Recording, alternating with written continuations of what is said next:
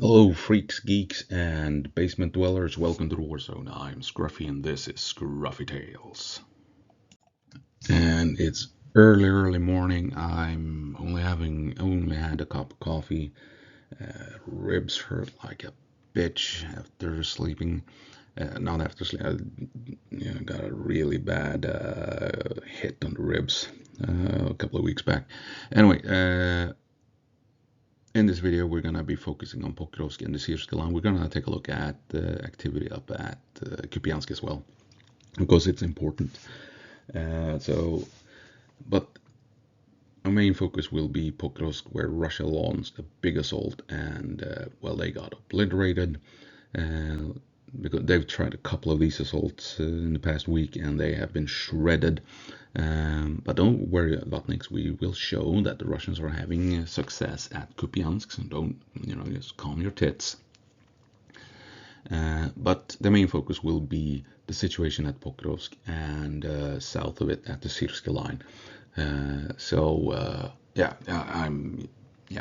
My brain hasn't kicked in yet. I'm halfway through my first cup of coffee. Anyway, so maps. Enough rambling and rants. Maps. Good morning. Let's start off here with Kupiansk, where Russia appears to be pushing south towards the center of town. You can see Ukrainian drone strikes further south. Here on Mayakovsk 73's map, jumping over to Andrew Perpetua, we're zooming in. We can see even he admits that the Russians are pushing south, just not as far, but still.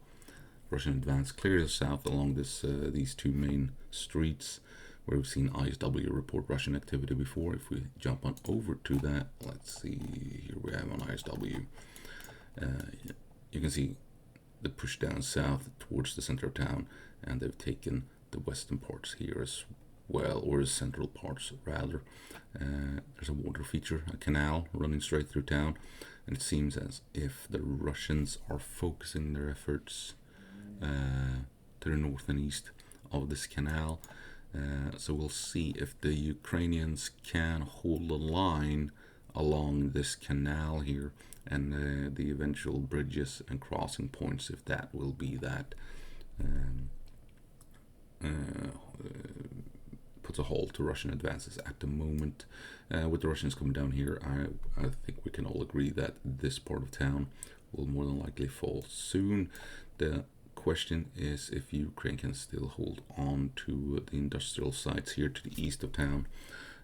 If the Russians manage to come down this way and blockade the bridge here, this bridge is the only bridge still intact. Let's take a look here on Mayakovsk 73. That would be this bridge here. All other bridges in the area are blown like this, and there are pontoon bridges and stuff in the area, but they get blown up as well, and you need to build them close to the original bridge, because that is where all the roads are leading, right? So even if you build your own bridge, it's going to be close to the original bridge, because the roads lead to this location. There are few bridges. Where's the next one? Here we have the next bridge. I don't know if you can tell, but I think this is a repaired bridge, but they get blown up every now and then as well. So the Russians, according to ISW, they are down here and you can see here that you have drone strikes close to the main street and this critical bridge, which if Russia manages to push down that far, then this part of town is in serious trouble. We'll see if Russia won't be able to manage to close down this entire pocket if they are indeed halfway down into Kupiansk. Now we're gonna head on over to Pokrovsk. I think, well, lots of things happening here as well. Along the Syrsky line, where the Russians are trying to come in towards the Syrsky line and come up behind it. We can see if we move down here on Andrew's map. Okay, now I'm... Where the hell are we? Here we are. yeah, you can see here how the Russians are pushing out. This is behind the Syrskyi line. They're trying to come up behind it this way. And there's also activity over here, but we're gonna be talking about Pokrovsk a bit. Zooming in, you can see here Russia is in control of Dutchne, and we talked about Russia coming out this way. And take a look, lots of airstrikes against this industrial sites. We've been talking about this before. This is my map. We've seen Russia pushing in this far, and now they're calling airstrikes on this factory here that they want to move north out of Dutchne to begin threatening the E50 highway, which supports Pokrovsk, an extremely vital supply line. And we've also seen on the airstrikes map that in the last month, this area north of Dutchne and Kotlina has seen heavy activity from the Russian Air Force. They're bombarding here like crazy, more than likely to prepare for a Russian ground assault northward towards the E50 here. And like we've said, if the Russians can push up here, they isolate Pokrovsk more or less. Then there's only one reliable route left leading into town. So expect a big battle around this factory soon. The Russians want it because if this fortress is, as you can see, there's no other no towns, villages, or industrial location between Kotlina and Udachne and the E50 highway. So if the Russians have this one, then it's only windbreaks that you need to fight your way through. No built up areas. You might have trench lines and bunkers, yes, but no big concrete defensive positions. When the Russians were remember when the Russians were down here, I was talking about Ukraine must hold the line at Kotlina and Udachne, otherwise Russia can begin moving north. And fortunately Ukraine held at Kotlina and Udachne. Now the Russians are beginning, at long last, if you're pro-Russian, I guess, a year later they are able to make it past this defensive line. What else? Well, of course, the interesting thing is Shakove. Shakove, if we zoom out and head on over here, Russia tried a big armored assault, trying a two-pronged assault coming up this way out of Novotrotsky at Volodymyrivka, and they tried to come up this way towards Volodymyrivka, along these two main roads here. And very little gains. I think they secured some parts in the windbreaks here, and I managed to take a couple of buildings in the southern part of town here. We head on over to Mayakovsk 73. I think it's more. I'm a bit confused here this morning. Here you can see here the extent of the attack, and the Russians. They got schwacked. It was bad weather, so they thought the drone coverage would be light, but there were enough drones in the area to be able to shut down this mechanized assault. Let's take a look what the reporting said on that one. So this is the report from the Shakova assault, massive assault with 35 armored vehicles. There were also bunch of motorbikes involved. Ukrainian defenders destroyed, damaged 3 tanks, 16 infantry fighting vehicles, BMPs, and neutralized 107 troops. This was at Shakova, and a couple of days ago we also had activity at Vovchansk that the Ukrainians managed to push back. This is from a Swedish site called Cornucopia, link down below if you're Scandinavian. It's excellent for news on Ukraine. And the daily update for the Russians after the attack on Vovchansk was 1,090 men dead, 63 transports destroyed, 14 BMPs and APCs, BMPs and BTRs destroyed, 5 tanks and 18 howitzers, and 1 heavy anti-air system. But that was the total for the entire day. But as you can see, Russia has begun using more mechanized assaults. There was one at Konstantinivka as well. So all of these three big mechanized assaults that the Russians now have tried for the past week have failed with very little gain. So lots of resources lost, a lot of assets lost, lots of casualties in terms of manpower, with very little gains when the Russians have tried to do these mechanized assaults to surprise and overwhelm the Ukrainians. And I mean, this shows the trouble the Russians are in. What the hell is it? Take a look at this. Here we have even. Are these older? No, these are. Oh, this might be that push against the Konstantinivka, right? So they tried to come up this main highway here and got schwacked while we're still in Russian territory by drones. Interesting. But it shows the severe situation that the Russians are in at Shakove when they're trying to push in hard to reach Shakove, because they need our where the hell are we here? These two bridges here. There are two bridges that they need, and also a bridge down here that they need to control to get supplies and manpower resources across this river to supply the Shakove pocket. If we zoom in on my map, you can see the Shakove pocket here. The Ukrainians have pushed down to Boykivka, and the Russians tried to come up this way in order to secure this bridge on both ends, and they tried to push strongly to take Volodymyrivka, so to end up outside of these two bridges, right?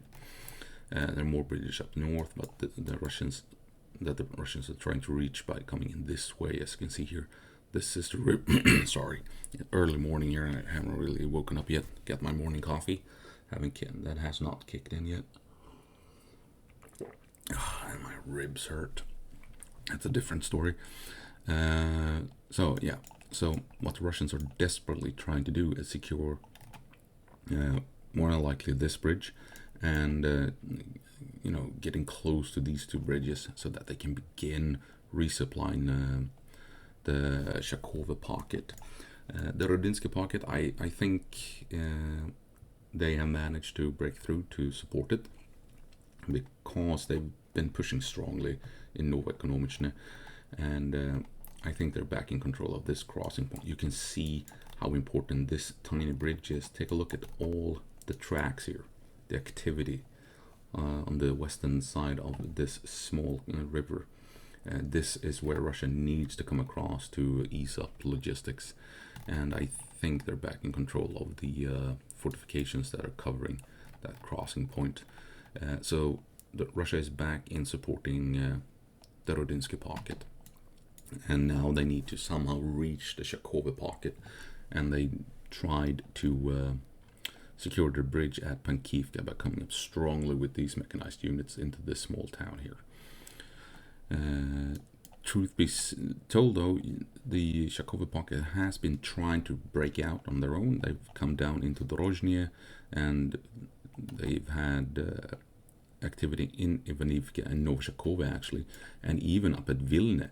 So there is a push west out of the Shakove pocket, because I think the Russians are trying to bypass this big hill that the Ukrainians are contesting, and coming down through Dorozhny here in the west to reach up with the to link up rather with the Rodinsky pocket. But the situation might be worsening for the Shakove pocket at this point, since the Russians are so desperately trying to reach Shakove to relieve the troops trapped in this pocket here. So yeah, that's it for Pokrovsk. Interesting though, if we head on over to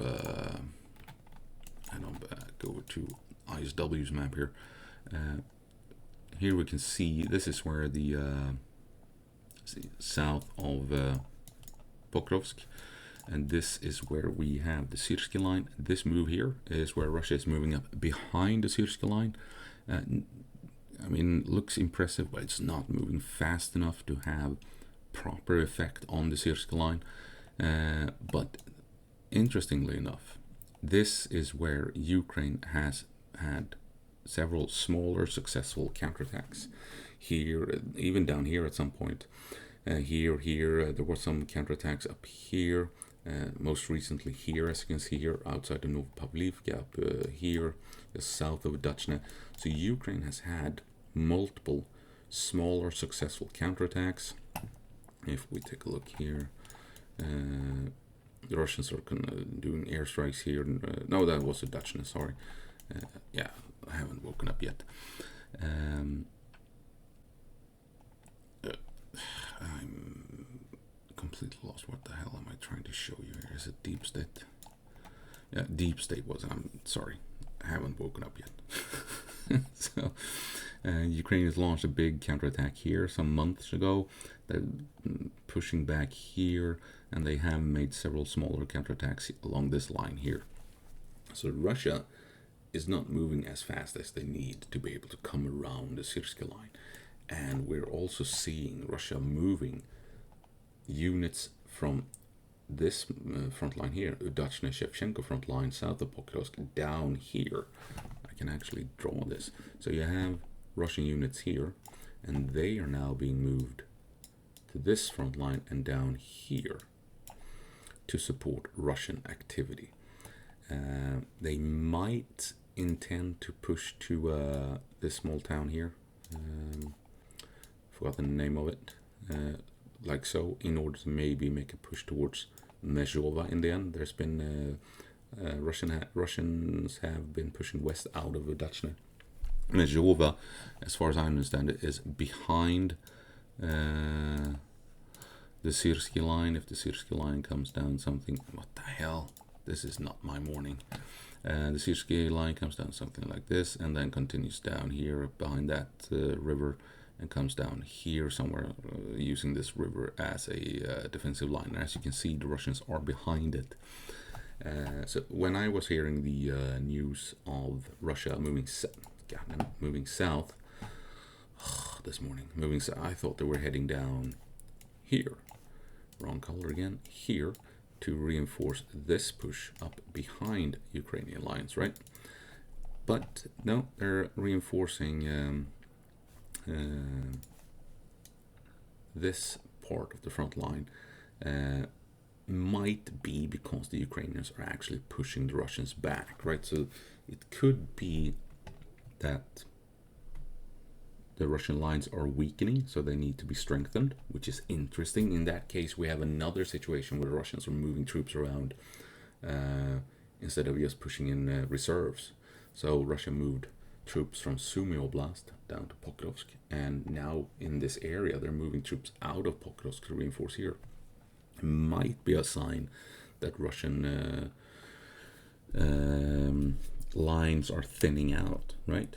Or it's just the generals have realized that this is a shit show. If we focus here, we can actually move up and come in behind the Syrsky line without fighting through three cities and 2 heavily fortified towns, right? All they need to do is take one town, and then we can begin pressure on the Syrsky line. So we'll see what this is all about in the end. But I think the Russians are in some trouble down here because the Ukrainians, it's been taking so long for the Russians to come up here. So Ukraine has had ample time to build additional fortifications here. And wouldn't surprise me if there are actual additional fortifications here as well along this river and between these towns. So there is a risk that the Russians will be trapped like so, since they're not moving so fast or as fast as they should to be able to exploit the fact that they're behind the Syrsky line. Well, does this make sense? I'm tired as hell. I haven't woken up, haven't had breakfast. I'm just having coffee here, trying to get a video done before everyone else wakes up. So this is the grander picture of the Pokrovsk and the Syrsky line area, and you can clearly see that the Russians are having issues here. I mean, take a look there. Pokrovsk, Myrnora, Dobropilya, 2 large fortress cities, fortified to hell and back. The Russians have barely entered the suburbs of Pokrovsk. They haven't pushed into the high-rise building areas or the center of town. Russian claims says otherwise, but that's because the Russian maps are showing Russian infiltration units as having control of a territory when it's in fact 2 or 3 guys sneaking around calling in airstrikes and drone strikes. But they're in the suburbs. They haven't entered Pokrovsk yet. They haven't entered Myrnora at all. And as you can see, they're not even close to Dobropilya. They are having massive issues with Rodinske and massive issues with Shakove. So they haven't entered these larger fortified areas. And between Pokrovsk and Dobropilya, you have a zone where you have thick layers of trenches and bunkers and minefields. So coming through here, it's gonna be costly as hell for the Russians, and they still have not addressed the Syrskyi line, having done all of this.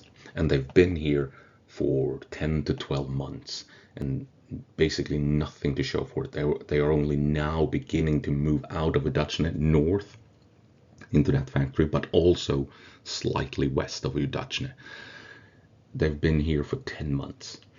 They're struggling to secure the situation with these pockets. They can't make moves on Shakove. They can't push into Rodinske. And now we're seeing that they're moving troops away from Pokrovsk down here to this line here, in order to maybe hold the line against Ukrainian counterattacks. You can see here that Ukraine is attacking along these front lines. So it could be to reinforce, but also maybe some Russian general realized that this is just bullshit. Why not focus on this town? It's still on a river. It's still going to be a difficult objective for the Russian, but it's, as you can see, a lot fewer obstacles if they can come out of Udachne this way and come up through here and then make a move for Meshova, and much easier path towards the Syrskyi line, and you can focus on fighting your way through the Syrskyi line instead of fighting your way through Pokrovsk, Rodinske, and Dobropilya before you can even think about it, right? And if the Vatnik crowds are talking about the infiltration, this is a huge hub. This here is a couple of kilometers thick, this part up here of the Syrskyi line. So they were just like sniffing at the outskirts of the Syrskyi line, and it's a couple of kilometers thick in this region here, east of Belozersky. But I'm thinking this might be reinforcing the line. Ukraine is pushing back here, or it's a Russian general thinking this here is bullshit. I'm gonna make a move from Meshova. It makes much more sense than grinding your way through all of this, right? You have to agree this makes more sense than this. And to the south, the Russians are not moving fast enough. They have, according to ISW, made this move north here, but you can see they're not close to this important river, and the Ukrainians have seen this happening for months now. So we should expect the Ukrainians to build up a proper defensive line behind the Syrskyi line, using these 3 towns as anchors and relying on the water features to help out with the defenses. So if the Russians come up behind, then they need to deal with a fortified river, would be my expectation, as well as a heavily fortified Pokrovsk. The question is if the Russians can push past these, if these additional defenses exist at all, that is. Can they punch through here, seeing as they're moving so slow? Who knows? But this appears to be the general situation between Pokrovsk and the Syrskyi line. But this area here is having a tremendous effect on the battlefield at large, like I've been saying for 10 to 12 months. Take a look. Between September of 2023 and September of 2025, I've talked about this in multiple videos, right? Take a look at the end result of this time frame. Russia has secured 1.3% of Ukrainian territory. Adding territory in Kursk, and Russia has secured in total in this time frame 1.5% of enemy-held territory. Russia has not been able to advance basically at all in Ukraine. 1.3% of Ukrainian territory in 2 years' time. It's nothing. And a large reason was that Russia had to allocate huge amounts of resources to Kursk, which slowed down everything else, which was, why the Ukrainians went into Kursk. Remember my videos, how I've been talking about Kursk and Pokrovsk being the battlefields that could in the end have such an impact that they will, decide the outcome of the war. I actually forgot to add the important part here at the end, but in 2025 alone, this is only 2025 so far, Russia has lost 95,000 troops dead and wounded in and around Pokrovsk, this operational area here. At Bakhmut, Russia lost 80,000 troops to take and secure the city. Russia has not yet secured the suburbs of Pokrovsk. 95,000 troops in this entire area.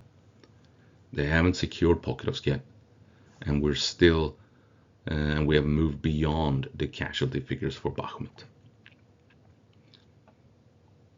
You're seeing how this is becoming an issue for the Russians.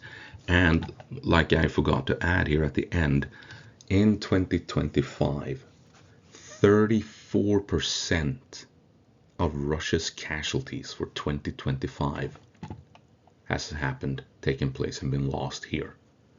A third of Russian casualties along the entire front have been lost in this small area here. You're beginning to see the importance of Pokrovsk, and like I've been saying for 10 to 12 months in my videos, this is where Ukraine wants to fight. Ukraine has prepared this battlefield. This is where Ukraine wants to draw the Russians in, because this is where Ukraine can crush them. I've been saying this for months on end. Ukraine wants to fight here. This is where they can crush the Russians, especially if Russia has to allocate troops up to Kursk, because then they can't reinforce down here or reinforce other front lines, and this becomes a meat grinder where the Russians are being destroyed and just lose momentum along the entire front line, and they can only gain 1.3% in 2 years of hard-fought battles. And Russia's lost 95,000 troops, more than at Bakhmut, and they haven't taken Pokrovsk yet. They haven't entered Mirnorad yet, and they're not even close to Dobropilya, and they haven't taken small towns like Shakova or Radunske. And now we're seeing that they're even moving troops away from Pokrovsk, down here instead. So what will the end result be? Does this mean you can't fight as hard here in the south of Pokrovsk, since they're weakening this front line?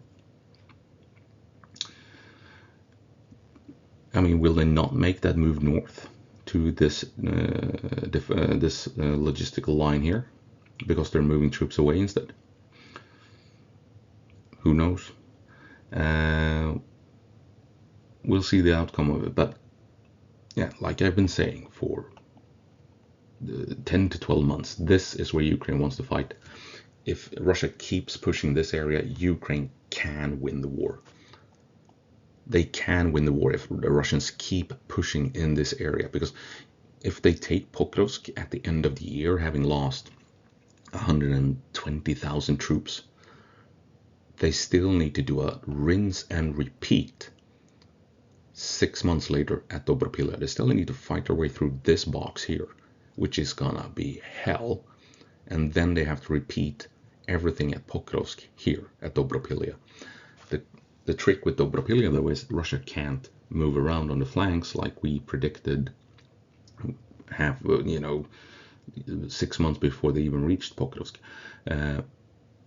They can't push in on the flanks and cut supply lines because Dobropilya is interlinked with the Syrski line, and the supply lines comes from the north into town. So imagine it's taken this long for the Russians at Pokrovsk with these casualty figures. Imagine Dobropilya with the Syrski line and these heavy fortified defenses. So the question is Russia moving troops here because they realize this is an easier objective, or are they reinforcing because the Ukrainians are pushing them back and they're running out of troops? Lots of interesting stuff, but the key takeaway is Pokrovsk is where Ukraine wants to fight. This is where Russia can lose the war. It's already a disaster, losing more troops than at Bakhmut. They're not close to Pokrovsk, and they've lost a third of their casualties for 2025 in this extremely small area. This is where Ukraine can win the war. This is where Ukraine wants the Russians to keep pushing into this meat grinder, where Ukraine can win the war. Well, that's going to have to be it. I'm going to make myself a sandwich and have some breakfast. And, I hope I'll see you in the next one. As always, go po march, Ukraine, and give them hell.